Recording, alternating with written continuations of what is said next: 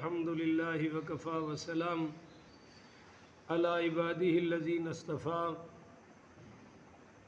أما بعد فأعوذ بالله من الشيطان الرجيم بسم الله الرحمن الرحيم. معزز سامعین، 9 جولائی بروز اتوار 2023 بعد نماز فجر کا یہ درس حدیث مصطفیٰ صلی اللہ علیہ وآلہ وسلم ہماری سلسلہ وار گفتگو ہے شرح ادب المفرد. اس کی آج یہ قسط نمبر 230 ہے اور آج کا درس حدیث انشاءاللہ حدیث نمبر 1241 سے لے کر 1245 تک جاری رہے گا. اللہ تعالیٰ سے دعا ہے اللہ شرح صدر کے ساتھ حق سچ بیان کرنے کی توفیق عطا فرمائے. آمین. اور اللہ تعالیٰ عمل والی باتوں پر عمل پیرا ہونے کی توفیق عطا فرمائے. یہ ہے جی حدیث نمبر 1241. حدثنا موسیٰ قال حدثنا سلیمان بن المغیرہ عن ثابت قال انس ما كان لأهل المدينة شراب حيث حرمت الخمر أعجب إليهم من التمر والبصر. حضرت ثابت رضی اللہ تعالی عنہ سے روایت ہے کہ حضرت انس رضی اللہ تعالی عنہ نے فرمایا کہ اہل مدینہ کے لیے جب شراب حرام قرار دی گئی تو کھجور اور چھوارے کی شراب سے بڑھ کر اور کوئی شراب ان کو پسند نہیں تھی شراب کے حرام ہونے سے پہلے. فإني لأسقي أصحاب رسول الله صلی اللہ علیہ وسلم وهم عند أبي طلحة مر رجل فقال میں رسول اللہ صلی اللہ علیہ وسلم کے اصحاب کرام کو شراب پلا رہا تھا اور وہ یعنی حضرت ابو طلحہ رضی اللہ تعالی عنہ کے ہاں تھے حضور کے صحابہ. تو ایک آدمی وہاں سے گزرا اور اس نے کہا کہ ان الخمر قد حرمت، کہ بھائی بے شک شراب کو حرام قرار دے دیا گیا ہے، اب شراب حلال نہیں ہے. تو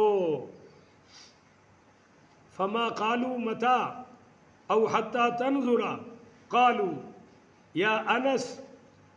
تو جب اس نے کہا کہ بھائی شراب کو حرام قرار دے دیا گیا ہے تو صحابہ کرام نے یہ نہیں فرمایا کہ کب، یا یہ نہیں فرمایا کہ ہم دیکھ لیں گے یا ہم تحقیق کر لیں گے. کہنے لگے اے انس اسے گرا دو، یعنی وہ جو شراب کے ڈرم بھرے ہوئے تھے اسی وقت حضرت انس سے کہا گیا کہ یا انس احرقها ثم قالوا عند ام سلیم حتى ابردوا واغتسلوا ثم طیبتہم. ام سلیم کہا ہے انس گرا دو، تو انہوں نے حضرت ام سلیم جو ان کی والدہ تھی رضی اللہ تعالیٰ عنہا کے ہاں قیلولہ کیا حتیٰ کہ وہ ٹھنڈے ہو گئے اور انہوں نے غسل کیا، اور پھر ام سلیم رضی اللہ تعالیٰ عنہا نے ان کو خوشبو لگائی. ثم راجوا الی النبی صلی اللہ علیہ وسلم فاذا الخبر كما قال الرجل. پھر وہ لوگ حضور پاک صلی اللہ علیہ وسلم کی بارگاہ میں آئے تو وہی خبر تھی جیسا کہ اس آدمی نے کہا تھا کہ بھائی شراب حرام ہو چکی ہے. تو قال انس فما طعموها بعد. حضرت انس رضی اللہ تعالیٰ عنہ نے فرمایا کہ اس حکم حرام کے بعد ان لوگوں نے کبھی بھی شراب کو نہیں چکھا بھی نہیں، پیا بھی نہیں. اور صحابہ کہتے ہیں کہ مدینہ کی گلیوں میں جب شراب کی حرمت کا اعلان ہوا تو شراب یوں گر رہی تھی جیسے بارش کا پانی نالیوں سے گرتا ہے، نالیوں سے گزرتا ہے. تو یہاں ایک بات آ گئی کہ حضرت انس رضی اللہ تعالی عنہ نے قیلولہ کیا، اور آپ کو کل بھی پتہ ہے کہ بات چل رہی ہے اصل میں قیلولے کی، ضمناً یہ بات بھی آ گئی شراب کی حرمت کی. آگے ہے باب نومی آخر النہار، دن کے آخر میں سونے کا بیان، دن کے آخر میں.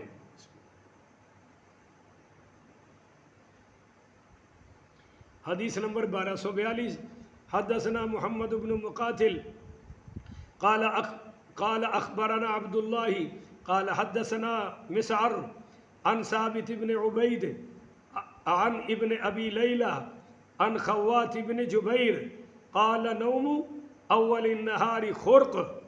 حضرت خوات بن جبیر رضی اللہ تعالی عنہ سے روایت ہے، وہ فرماتے ہیں کہ دن کے ابتدا میں سونا عادت کے خلاف ہے۔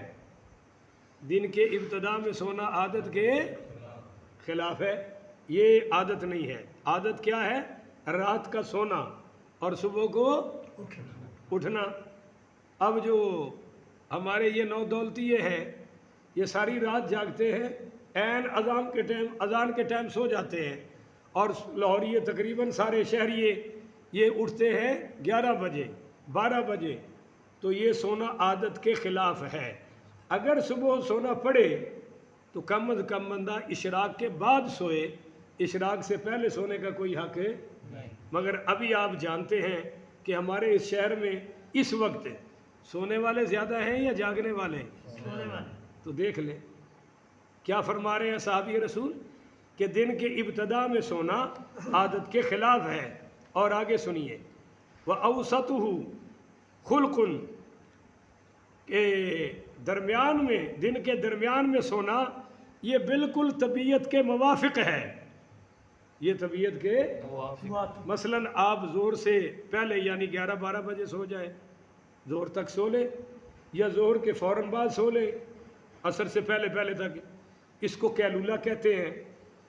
یہ سنت بھی ہے اور عادت کے مطابق بھی ہے۔ وَآخِرُهُ حُمْقٌ، اور جو دن کے آخر میں سوتا ہے وہ بے وقوف ہے۔ یہ بے وقوفوں کا سونا ہے کہ اگر آپ عصر کے ٹائم سو گئے، عصر بھی گئی، مغرب بھی گئی اور عشاء بھی گئی، تو لہذا ان ٹائموں میں تو نہیں سونا چاہیے۔ آگے ہے جی باب المعدبتی، کہ دسترخوان پر دعوت دینے کا بیان۔ بولو جی، دسترخوان پر دعوت دینے کا بیان۔ حدیث نمبر 1243 حدثنا عمرو بن خالد قال حدثنا ابو الملیح قال سمیت میمونا یعنی ابن مہران قال سألت نافعا هل كان ابن عمر يدعو للمعدبة قال، حضرت ابو ملیح رحمۃ اللہ علیہ کہتے ہیں کہ میں نے حضرت میمون یعنی ابن مہران سے سنا، انہوں نے کہا کہ میں نے حضرت نافع رحمۃ اللہ علیہ سے سوال کیا کہ کیا عبداللہ ابن عمر رضی اللہ تعالیٰ عنہما، حضرت عمر کے بیٹے، دسترخوان کے لیے دعوت دیتے تھے؟ تو انہوں نے کہا، توجہ سے، کہ لیکن انکسر لہ بعیر مرتن فنحرناہ، انہوں نے کہا ہاں جناب، ان کے لیے ایک دن ایسا ہوا، ان کے لیے ان کے ایک اونٹ کی ایک دفعہ ہڈی ٹوٹ گئی تو ہم نے اس کو ذبح کر دیا، اس اونٹ کو ذبح کر دیا، اور جب ذبح کر دیا تو ثم قال، حضرت عبداللہ ابن عمر نے کہا احشر علی المدینہ، کہ بھئی مدینے والوں کو دعوت دے دو۔ تو قال نافع، حضرت نافع رحمۃ اللہ علیہ نے حضرت عبداللہ ابن عمر سے کہا قلت یا ابا عبد الرحمن علی ای شیء لیس عندنا خبز، کہ اے ابو عبد الرحمن کس چیز پر، ہمارے پاس تو روٹی ہے ہی نہیں۔ انہوں نے جب گوشت ذبح کرایا اور سالن پک گیا تو کہا مدینے والوں کو کھانے کی دعوت دے دو۔ تو حضرت نافع رحمۃ اللہ علیہ نے کہا اے عبد الرحمن کس چیز پر دعوت دوں، ہمارے پاس سالن تو ہے مگر روٹی نہیں ہے، تو کیا دعوت دے؟ تو سنیے، فقال، بولے پھر حضرت عبداللہ بن عمر اللہم لک الحمد، کہ ساری تعریفیں کس کے لیے ہیں؟ اللہ کے لیے۔ ھذا وراق وھذا مرق او قال مرق وبدع فمن شاء اکل ومن شاء ودع، کہا ساری تعریفیں اللہ کے لیے ہیں، یہ گوشت ہے اور یہ شوربہ ہے، اور کچھ تو جو چاہے آ کر کھا لے، جو چاہے وہ نہ کھائے، ہمارے پاس تو یہی ہے، اور جو ہے ہم وہ پیش کریں گے۔ بولو جو ہے وہ ہم پیش کریں گے۔ ضروری نہیں ہے کہ مرغ مسلم ہو، سالن ہی تھا سالن آئے کھائے یا اٹھا کے گھر لے جائیں اپنی روٹیوں سے کھا لیں، اس میں کوئی حرج کی بات ہے۔ یہ جو حضرت عمر پاک رضی اللہ تعالیٰ عنہ کے بیٹے ہیں سیدنا عبداللہ ابن عمر، یہ جب ظہر کی نماز پڑھ کے آتے تھے اور شام کی نماز پڑھ کے آتے تھے تو کتنے ہی بار لوگ کھڑے ہوتے تھے، غریب ماڑے لوگ، یہ ان کو گھر لاتے تھے اور اپنے کھانے میں ان کو ساتھ ملا کر کھانا کھلاتے تھے۔ وہ 4 5 6 تھے اور یہ خود پتلے ہوتے گئے کیونکہ خود تھوڑا کھاتے تھے، ان کو زیادہ کھلا دیتے تھے۔ ایک مرتبہ ان کی بیوی نے ان سب کو نماز سے پہلے بلا لیا، فرمایا یہ کھانا کھا لو، عبداللہ ابن عمر کے ساتھ نہیں آنا کیونکہ تم سارا کھا جاتے ہو، وہ کھاتے نہیں ہیں اور کمزور پڑ گئے ہیں، تو آج وہ اکیلے کھائیں گے، تم نے ان کے ساتھ آنا نہیں اور وہ کھانا بھی کھا لو تاکہ وہ اکیلے کھا لے۔ حضرت عبداللہ ابن عمر جو نماز پڑھ کے نکلے واپس تو کوئی بھی نہیں، ادھر دیکھا ادھر دیکھا، وہ تو سارے جا چکے تھے۔ گھر میں آئے تو بڑے پریشان تھے، بیوی نے کھانا پیش کیا تو کہا میں کیسے کھانا کھاؤں، وہ جن کو میں کھلاتا تھا پتہ نہیں انہوں نے کھایا کہ نہیں کھایا۔ تو بیوی کہنے لگی جی وہ ان کو تو میں نے کھلا دیا ہے۔ فرمایا تو نے کیسے کھلا دیا؟ کہا جی اس وجہ سے کہ وہ کھا جاتے تھے آپ بھوکے رہتے تھے، اس لیے میں نے ان کو منع کیا تاکہ آپ کھا لیں اور ان کو بھی کھلا دیا۔ تو قسم اٹھا دی، فرمایا اللہ کی قسم آج ایک لقمہ بھی نہیں کھاؤں گا، وہ غریب آئیں گے تو ان کے ساتھ کھاؤں گا، ان کے علاوہ میں بھی کھا سکتا۔ پھر کبھی بھی ان کی بیوی کو روکنے کی ضرورت نہیں ہوئی۔ اسی ماشاءاللہ کسی نو کھانے دی دعوت دے دیئے تو ساڑھے والی بیگم صاحبہ ساڑھا کھانا بھی اوکھا کر دیں دی ہے، یقین کرو اپنا مشکل ہو جاتا ہے، ان کو بیچاروں کو کیا کھلانا۔ تو خیر حضرت عبداللہ ابن عمر نے کہا کہ بھائی جس نے کھانا ہے کھائے، جس نے نہیں کھانا نہ کھائے۔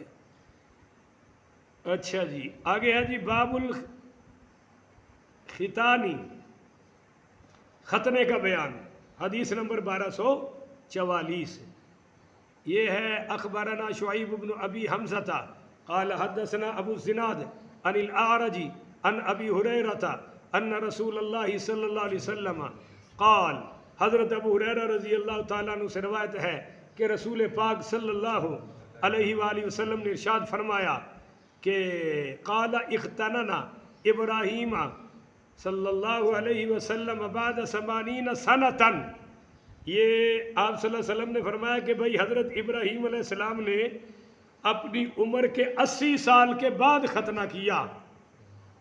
کتنی سال کے بعد ہے؟ 80 سال کے بعد۔ وَاخْتَنَنَا بِالْقَدُومِ قال ابو عبداللہ یعنی مودعاً، اور انہوں نے قدوم میں ختنہ کیا۔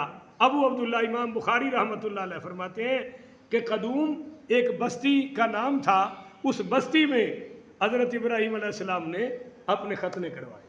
ختنے کروانا یہ مسلمانوں کا شعار ہے اور بہت بڑا سنت ہے، سنت عمل ہے، اور اس کی مین وجہ یہ ہے کہ اگر وہ شرمگاہ کے اگلے حصے کا وہ ماس بچے کا کاٹ دیا جائے، ختنے کر دیے جائیں تو پیشاب وہاں جمع ہوتا نہیں، پیشاب بھی جمع نہیں ہوتا، میل کشیل جمع نہیں ہوتی، جراثیم جمع نہیں ہوتے، اور بچہ ساری عمر تندرست اور توانا رہتا ہے۔